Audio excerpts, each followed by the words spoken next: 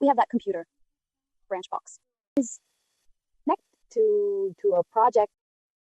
This computer branch box has one input, and for outputs, the main circuit is an electronic one. Meter type 130 amps. We can do up 1600 amps.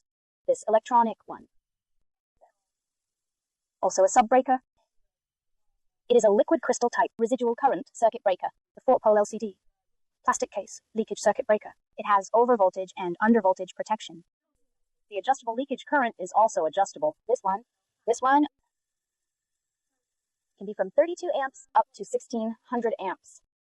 But after we install these circuit breakers, we also need to match it with several fuses and few surge protectors and surge arresters. It protects surges, and surge protectors protect circuit breakers, but we can't see its copper bus bars because we use a bus bar system. The bus bar system is installed without holes and quick connection because the circuit breakers are installed, the adapter.